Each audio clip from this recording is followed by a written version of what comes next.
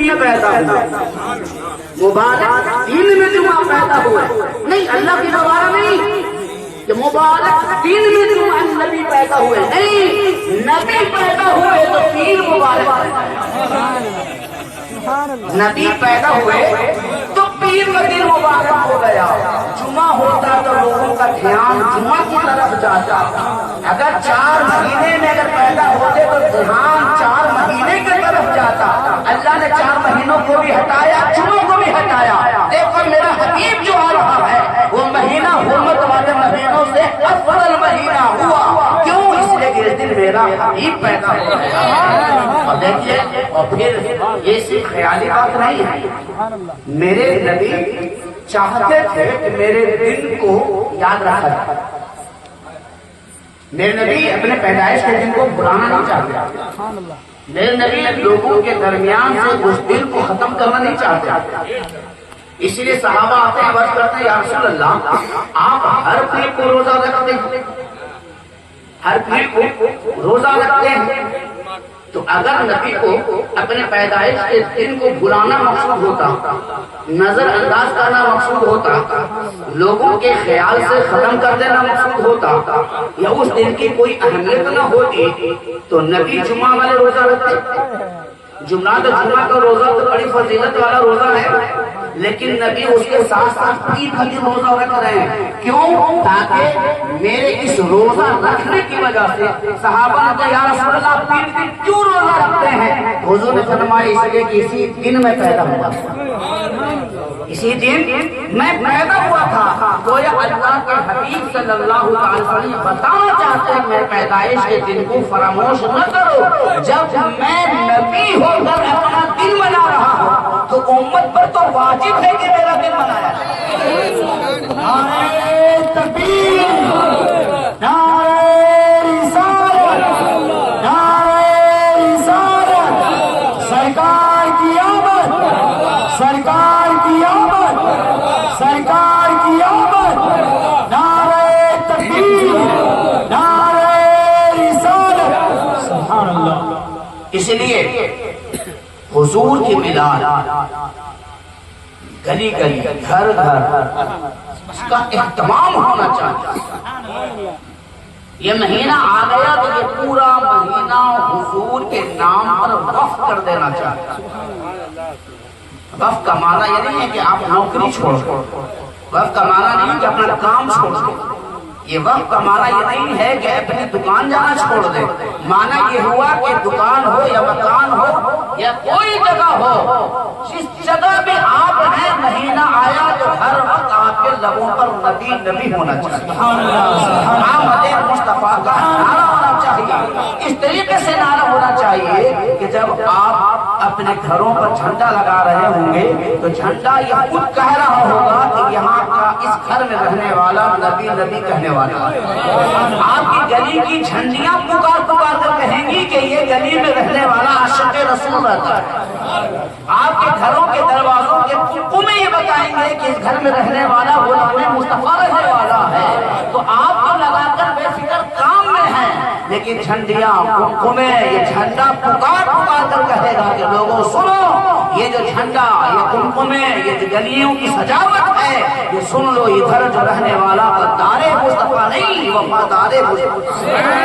سبحان اللہ، سبحان اللہ۔ اس لیے اپنے آپ تصور کریں، اب دیکھتے ہیں ابھی ہم بیمار پڑتے ہیں، اکثر گھر میں لوگ بیمار پڑتے ہیں، ہزاروں لاکھوں روپیہ ڈاکٹر کو دیتے ہیں، ڈاکٹر کو دیتے ہیں نا۔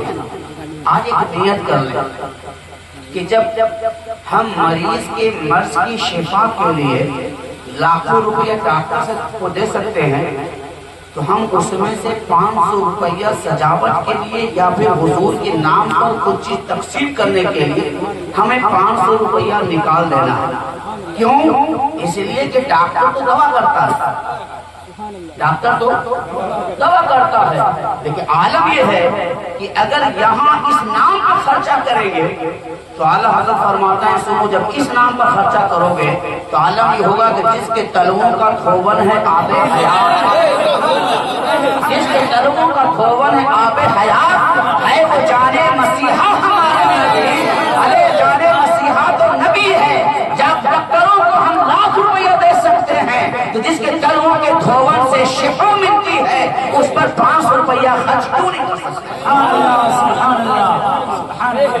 جن کے کرموں کا دھوبن ہے آب حیات ہے وہ جانے مسیحا ہمارا نبی. اب بتائیے جہاں سے آپ کا ہر مشکل گھڑی میں کام ہوتا ہو آپ وہاں جائیں گے نہیں جائیں گے؟ اس کو یاد رکھیں گے کہ نہیں رکھیں گے؟ رکھیں گے نا. تو آپ جانتے ہیں اعلیٰ حضرت فرماتے ہیں جاؤں کہاں پکاروں کسے کس کا منہ تکوں. اعلیٰ فرماتے ہیں جاؤں کہاں پکاروں کسے کس کا منہ تکوں. جاؤں کہاں پکاروں کسے کس کا منہ تکوں. کیا کوشش اور جا بھی سکے بے ہنر کی ہے؟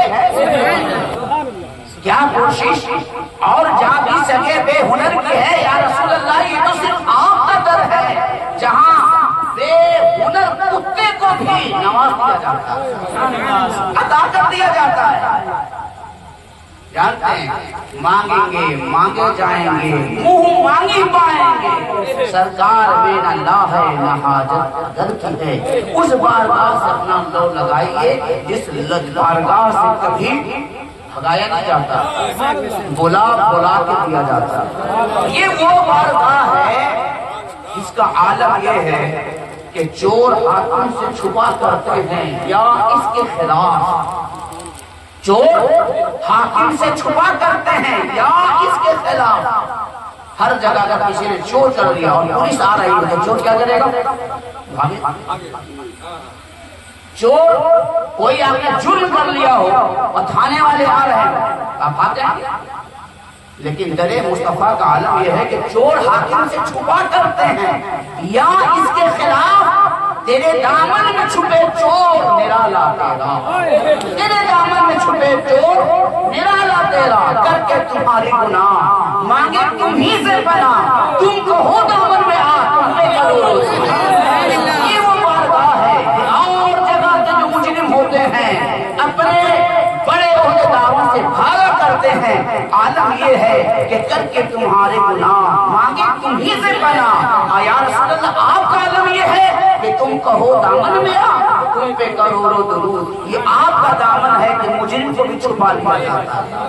یہ آپ کی محبت ہے کہ گنہگاروں کو بھی بخشوا دیا جاتا ہے. بتائیے ایسے نبی کی آمد اور خوشی نہ منائے تو کب خوشی منائے؟ کس دن میری خوشی کا دن آئے گا؟ کیا اس سے زیادہ بھی کوئی خوشی کا دن ہے؟ کیا اس سے زیادہ بھی کوئی محبت والا دن ہے؟ نہیں. عالم یہ ہے کہ اف بے حیائیاں کہ یہ منہ تیرے حضور. اپنے گناہوں کو تصور کرے کہ ہم کس قدر گنہگار ہیں اور نبی کتنا عطا کرنے والے ہیں.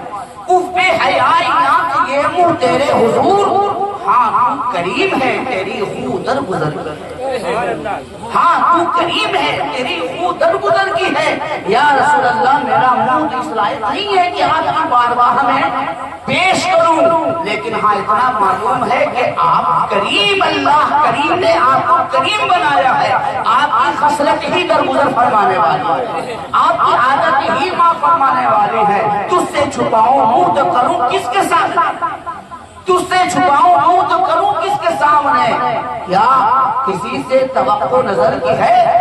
کیا کسی سے توقع نظر کی ہے؟ ہرگز نہیں. اگر کوئی نوازنے والی ذات ہے تو حبیب کبریا مصطفیٰ جان رحمت ہے. تو جہاں سے مجرموں کو نوازا جاتا ہے، جہاں گنہگاروں کو اپنے دامن میں چھپایا جاتا ہے، اس پیغمبر اعظم کی آمد کا دن آنے والا ہے. اس دن خوب خوشیاں منائیے اور اس قدر آپ اپنے گھروں میں اہتمام کیجیے کہ لوگوں کو دیکھ کر پتا چل جائے کہ آج کا دن اس کے لیے سب سے بڑا دن.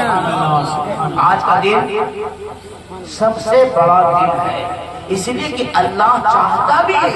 اللہ نے فرمایا قل بفضل اللہ برحمتہ فلذلک فلیفرحوا هو خیر مما یجمعون. اللہ فرماتا ہے کہ قل بفضل اللہ برحمتہ. اللہ کیا فرماتا ہے؟ فرماتا ہے کہ جب اللہ تبارک و تعالیٰ تم پر فضل فرمائے تو اس فضل پر خوب خوشیاں مناؤ. فلیفرحوا خوشیاں مناؤ. یہ ایک الگ موضوع ہے. آگے اللہ فرماتا ہے هو خیر مما یجمعون. اے اللہ تو فرماتا ہے کہ اللہ کے فضل پر خوشیاں منائیں تو کتنی خوشیاں منائیں. سوال ہوتا ہے کتنی خوشیاں منائیں. جب مفسرین نے بتا دیا، علماء نے بتا دیا کہ فضل سے مراد حضور صلی اللہ علیہ وسلم کی ذات مقدسہ ہے، اس لیے کہ اس سے بڑی کوئی ذات ہی نہیں ہے جو رب کا فضل ہو سکے. اس لیے کہ ہر فضل نبی کے قدموں کا صدقہ ہے، ہر کرم نبی کے قدموں کا صدقہ ہے. تو سب سے بڑا فضل کیا ہے؟ ذات مصطفیٰ صلی اللہ علیہ وسلم. اور جب یہ بات معلوم ہو گئی کہ سب سے بڑا فضل ذات مصطفیٰ ہے تو اب ہم خوشیاں منانا چاہتے ہیں. پروردگار یہ تو بتا کہ ہم کتنی خوشیاں منانا، کتنی. تو اللہ فرماتا ہوا خیر مما یجمعون، تمام خوشیوں کو جمع کرنا، تمام خوشیوں کو جمع کرنا. اور تمام خوشیوں کو جمع کر دیکھو کہ ان تمام خوشیاں کتنی ہیں.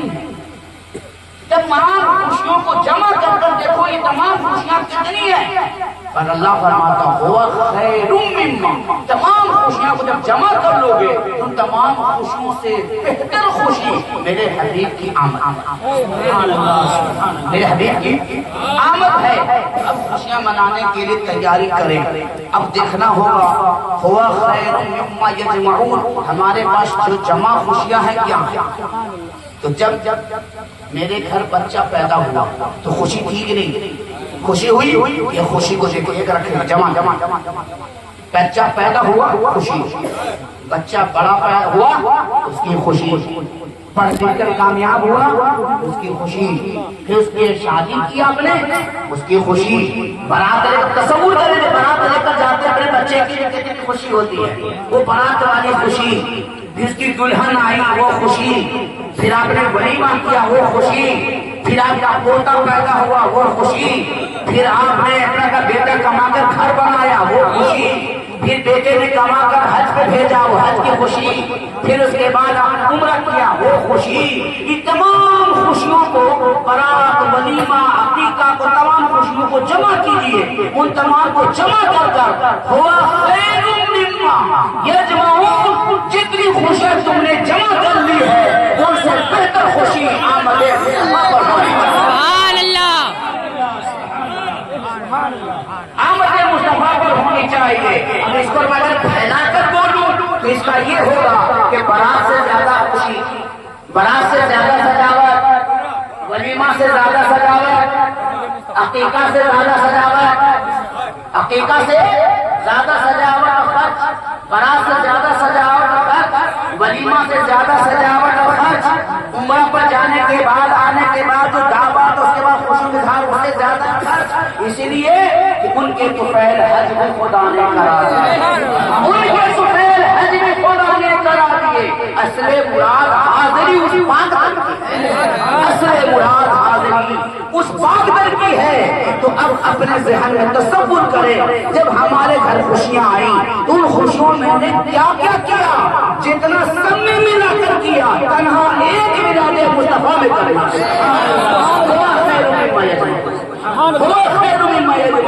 سب خوشیوں میں ملا کر جتنا خرچ کیا اور خوشی کا اظہار کیا ان تمام کو ملا کر ایک جگہ کیجئے. ان تمام کو پڑھ کر اس آمد مصطفیٰ کی خوشی منانی ہے. اللہ ہی چاہتا ہے اور فرماتا ہوا خیر مما یجمعون. اس پر عمل کرنا، اس پر عمل کرنا ہے. اور آپ جب اس پر عمل کر لیں حضور کی آمد پر جب خوشی منائیں گے تو پھر اللہ اس خوشی کے صدقے میں ہمیشہ خوشی عطا فرمائے. اس خوشی کے صدقے میں اللہ آپ کی زندگی میں خوشی عطا فرمائے گا، آپ کے گھر میں خوشی عطا فرمائے گا. اسی لیے کہ اس دن سے بڑا کوئی دن نہیں ہے. جانتے ہیں کچھ لوگ تو عالم بن جاہل والی بات کہتے ٹھیک ہے آنے والی خوشی تو حضور تو 1400 سال پہلے پیدا ہوا تو اس دن خوشی منا لیا گیا، اس دن خوشی منا لیا گیا بھائی اس دن جب پیدا ہوئے تو فرشتوں نے خوشی منائی اور دوسرے لوگ جانتے کیا کہتے ہیں کہ جب نبی مکہ میں پیدا ہوئے تو وہاں مکہ والوں کو خوشی منائی نہیں. تو میں کہتا ہوں کہ اگر مکہ والے جس حال میں اس وقت تھے اگر تم بھی اسی حال میں ہو تو تمہیں خوشی منانا بنتا ہی نہیں. پورا مکہ کفر سے بھرا تھا. ابو جہل تھا, ابو لہب تھا, عتبہ تھا, شیبہ تھا, یہی سب لوگ تھے. تو جب حضور مکہ میں پیدا ہوئے تو مکہ کی جیسی حالت تھی اگر تم لوگ اسی حالت میں ابھی بھی ہو تو تمہارا تو خوشی منانا بنتا ہی نہیں ہے. رہی بات کہ جب یہی نبی ٹھیک جس 12 ربیع الاول کو نبی مکہ میں پیدا ہوئے, کمال یہ ہے کہ ہجرت کر کر 12 ربیع الاول ہی کو مدینہ گئے, 12 ربیع الاول کو ہی مدینہ گئے. اور جب مدینہ گئے تو مدینہ والے ایمان لا چکے تھے تو کہا طلع البدر علینا من ثنیات الوداع. اب وہ نغمے گا رہے ہیں, ترانے گا رہے ہیں. عالم یہ ہے کہ جب نبی جب مدینہ کی ہجرت کے لیے تیاری کیا اور مدینہ والوں کو معلوم ہو گیا تو انہوں نے صرف خوشیاں نہیں منائی, انہوں نے اس خوشیاں کا انتظار کیا. سنا ہے کہ نبی چل چکے, سنا ہے کہ نبی چل چکے, اب اہل مدینہ انتظار کر رہے ہیں اور روزانہ اس راہ سے جو مکہ کی راہ سے آنے والا ہے کھڑے ہو کر انتظار کر رہے ہیں. اب نبی آ رہے ہیں, اب نبی آ رہے ہیں. شام ہو گئی, نبی کا قافلہ نظر نہیں آ گیا, واپس ہو گئے, رات کو کروٹ بدل رہے ہیں. ایسا نہ ہو کہ دن میں نہیں آئے رات میں آ گئے, ایسا نہ ہو کہ دن میں نہیں آئے رات میں آ گئے, صبح کی سفیدی بھی نمودار نہیں ہوئی, پھر جا کر کھڑے ہو گئے. روکو, اگر تم مکہ والے جیسے ہو تو مت مناؤ, ہم مدینہ والے جیسے ہیں اس لیے ہم خوشی مناتے ہیں.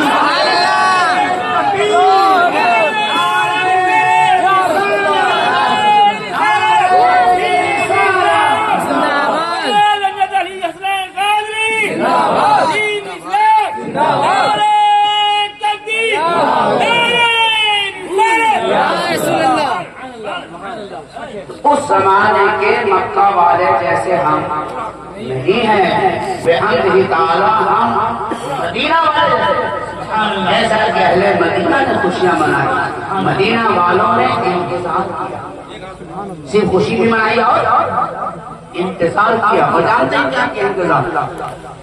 ہر جیسے ابھی دیکھا میں جب آیا لوگ چاروں طرف سے آتے, چاروں طرف سے آتے. آپ کی محبت ہے کہ آل رسول, اب آپ تصور کہ آپ آل رسول کے لیے اتنا کر رہے ہیں, وہ نبی کے رسول جب آ رہے ہو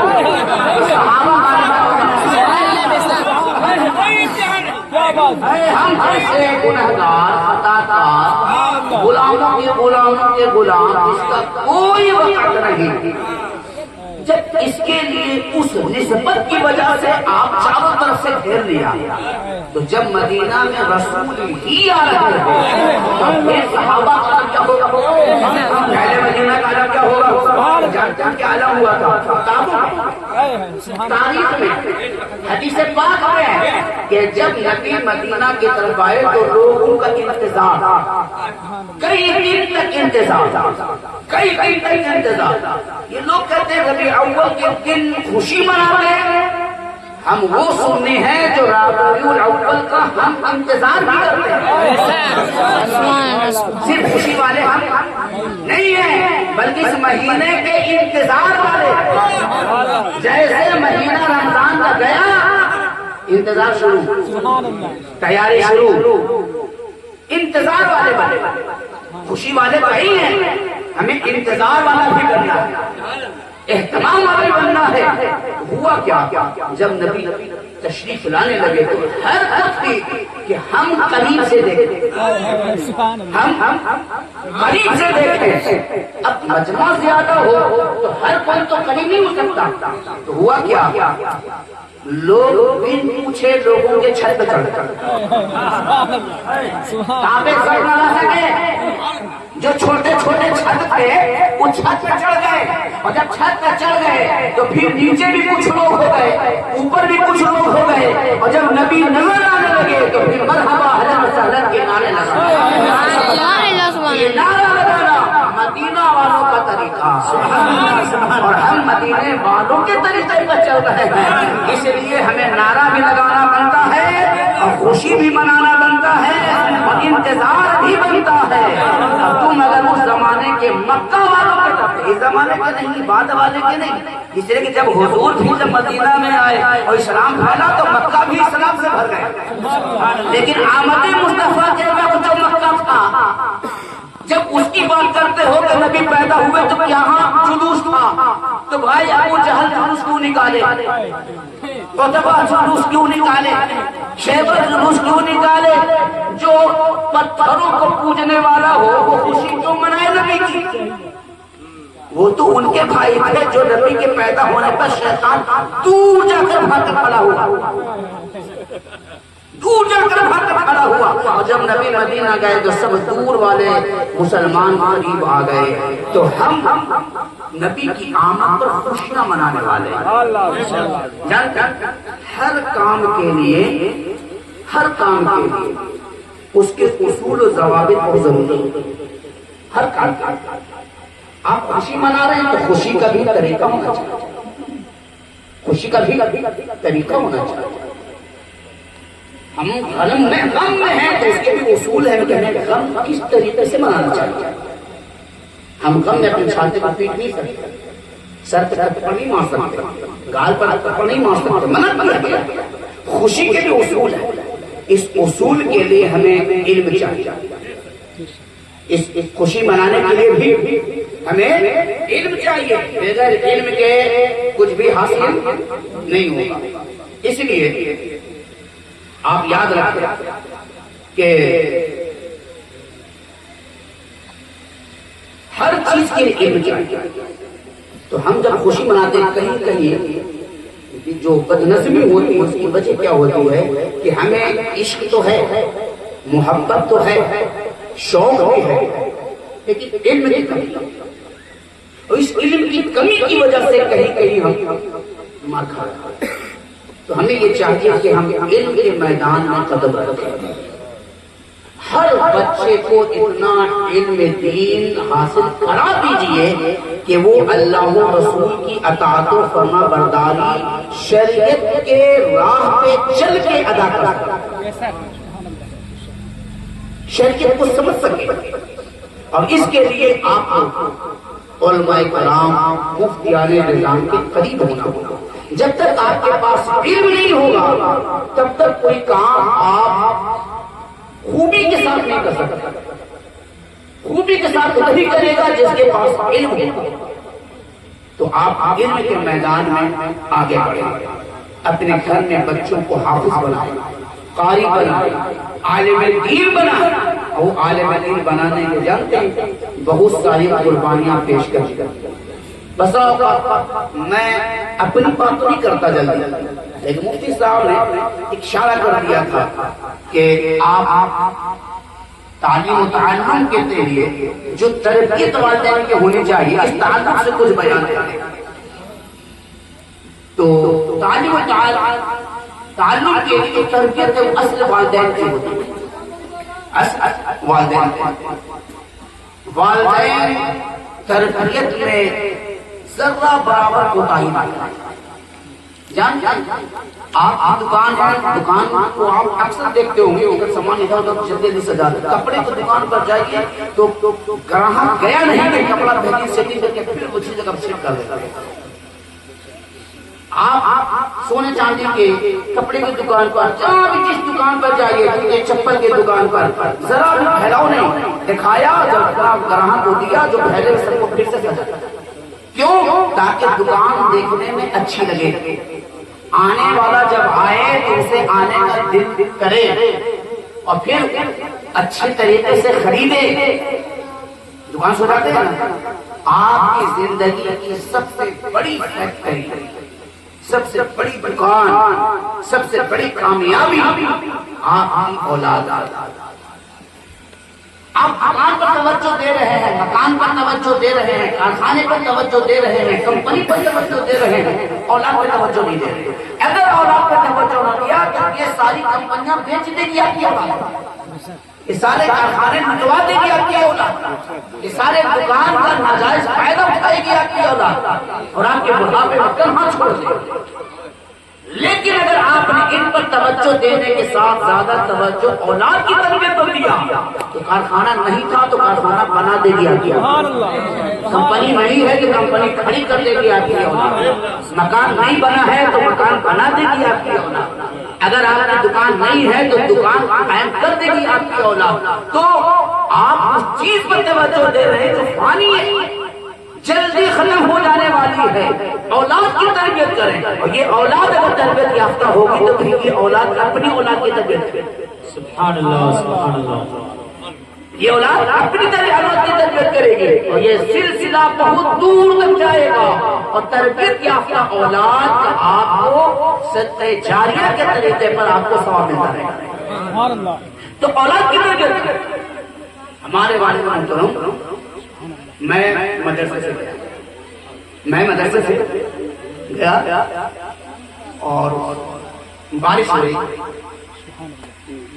ہو رہی تھی تو بچپنا ہوتا ہے تو سستی آئی، گھر ہی میں نماز پڑھنے میرے والد صاحب نے جو چھتری جو موڑ کر رکھی تھی نا، اس چھتری کو کھول کے ہمارے سامنے چوکی کر رکھی. وہ چھتری کو چوکی پر رکھ، میں سمجھ گیا کہ یہ چھتری جو کھول کر رکھی گئی ہے مجھے دکھایا جا رہا ہے کہ اگر چھتری سے بازار جا سکتا ہے تو مسجد کیوں نہیں جا سکتا.